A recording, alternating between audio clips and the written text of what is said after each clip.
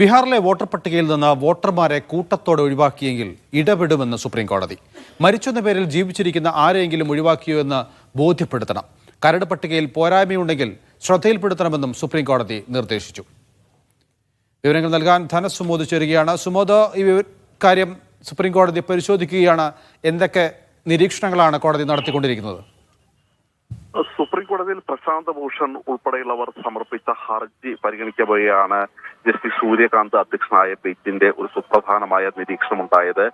ഏതെങ്കിലും തരത്തിൽ കൂട്ടത്തോടെ ഒരു ഒഴിവാക്കൽ വോട്ടർ പട്ടികയിൽ നിന്ന് ഉണ്ടായെങ്കിൽ ഉടനടി സുപ്രീം കോടതി ഇടപെടും എന്ന് തന്നെയാണ് അദ്ദേഹം പറഞ്ഞിരിക്കുന്നത്. ഓഗസ്റ്റ് 12 കേസ് മാറ്റിവെക്കണം എന്നുള്ള ഒരു തീരുമാനത്തിലായിരുന്നു കോടതി ഇന്നുണ്ടായിരുന്നത്. പക്ഷേ കോടതിയെ കൃത്യമായ കാര്യങ്ങൾ ബോധ്യപ്പെടുത്തുകയായിരുന്നു കപിൽ സിബൽ, ശങ്കർനാരായണൻ ഉൾപ്പെടെയുള്ള അഭിഭാഷകർ ചെയ്തത്.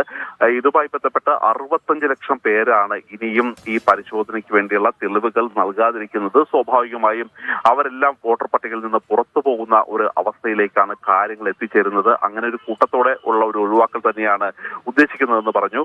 അങ്ങനെയാണെങ്കിൽ ഈ ആരൊക്കെയാണ് പട്ടിക തരാത്തത് എന്നുള്ള ലിസ്റ്റ് ആ പട്ടിക തങ്ങൾക്ക് വേണം എന്നുള്ളൊരു കാര്യമാണ് കപിൽ സിബൽ ആവശ്യപ്പെട്ടത്. ഇതെല്ലാം സുപ്രീം കോടതിയുടെ ഇതെല്ലാം ഇലക്ഷൻ കമ്മീഷന്റെ വെബ്സൈറ്റിൽ ഉണ്ടാകും എന്നുള്ളൊരു കാര്യം തന്നെയാണ് ഈ ഇലക്ഷൻ കമ്മീഷൻ അറിയിച്ചത്. ഏതായാലും ഒരു സർക്കുലർ ഇറക്കി കടുത്ത തീരുമാനങ്ങളും പുറപ്പെടുവിച്ചുകൊണ്ട് ഏകപക്ഷീയമായിട്ട് 65 ലക്ഷം പേരെ ഒഴിവാക്കിക്കൊണ്ട് മുന്നോട്ട് പോകാനുള്ള ഒരു തീരുമാനം നടക്കില്ല എന്നൊരു തീരുമാനത്തിലേക്കാണ് ഒടുവിൽ എത്തിച്ചേർന്നിരിക്കുന്നത്.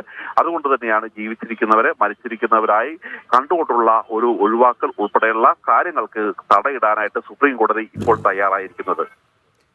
ബീഹാറിലെ വോട്ടർ പട്ടികയിൽ നിന്ന് വോട്ടർമാരെ കൂട്ടത്തോടെ ഒഴിവാക്കിയാൽ ഇടപെടുമെന്നാണ് ഇപ്പോൾ സുപ്രീം കോടതി പറഞ്ഞിരിക്കുന്ന വിവരങ്ങളാണ് ധനസുമോദ് നൽകിയത്.